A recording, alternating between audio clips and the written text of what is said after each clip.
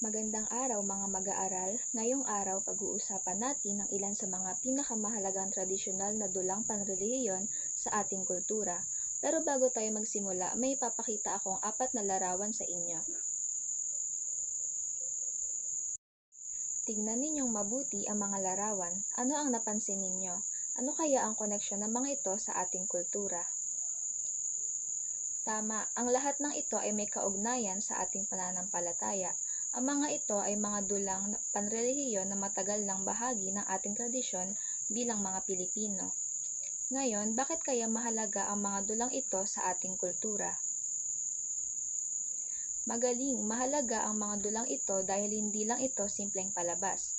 Isa itong paraan upang maipakita natin ang ating pananampalataya, maipasa ang mahalagang kwento sa Biblia at mapanatili ang ating kultura bilang mga Pilipino. Ngayong alam na natin ang kahalagahan ng mga dulang ito, handa na ba kayong alamin ang bawat isa ng mas malalim? Tara, simulan natin ang pagtalakay sa mga tradisyonal na dulang panrelihiyon ng ating bayan. Ngayon, isa-isahin natin ang mga dulang panrelihiyon na ipinakita sa mga larawan. Simulan natin sa unang dula, ang senakulo. Sino dito ang nakapanood na ng isang senakulo? Tama, ang senakulo ay isang dula na itinatanghal tuwing mahal na araw. Ipinapakita rito ang buhay, paghihirap at muling pagkabuhay ni Jesucristo. Madalas itong ginaganap sa mga lansangan o entablado at ginagampanan ng mga aktor na nakasuot ng makasaysayang kasuotan. Ang susunod nating dula ay ang tibag. Alam ba ninyo kung ano ang kwento ang ipinapakita rito? So, ang tibag ay isang dula na nagpapakita ng paghahanap ng Reyna Elena at Prinsipe Constantino sa tunay na krus kung saan ipinako si Jesucristo. Karaniwan itong ginaganap tuwing Mayo, kasabay ng Flores de Mayo at Santa Cruzan. Sunod naman ang Flores de Mayo. Sino dito ang nakilahok na sa isang Flores de Mayo? Tama, ang Flores de Mayo ay isang buwang pagdiriwang bilang parangal sa mahal na Birheng Maria. Ang mga bata at kabataan ay nag-aalay ng bulaklak sa simbahan bilang tanda ng kanilang debosyon. Isa rin itong paraan upang turuan ang mga kabataan ng pananampalataya. At panghuli, ang Santa Cruzan. Sino ang nakapanood na ng isang Santa Cruzan? Tama, ang Santa Cruzan ay isang prosesyon na ginaganap tuwing huling bahagi ng Mayo. Dito natin makikita ang iba't ibang reyna tulad ni Reyna Elena na kumakatawan sa paghahanap ng tunay na krus. Ang mga kababaihan ay nakasuot ng magagarang gown at ang prosesyon ay isang makulay na pagdiriwang ng ating pananampalataya. Ngayon na natalakay na natin ang iba't ibang tradisyonal na dulang panrelihiyon, tingnan natin kung natatandaan ninyo ang ating pinag-aralan. Handa na ba kayo sa isang masayang pagsubok? Dahil dyan, may inihanda akong isang interactive game para sa inyo. Familiar ba kayo sa larong 4 picks, 1 word?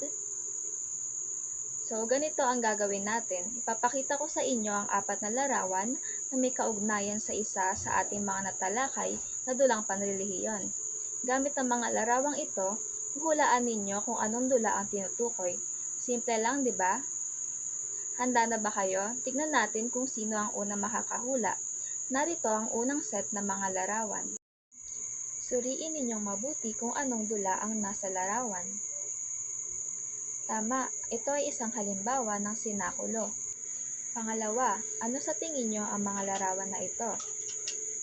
Mahusay, ito ay tibag. Pangatlo, ano kaya ang mga nasa larawan na ito? Tama, ito ay Flores de Mayo. Ito na ang ating mga panghuling larawan.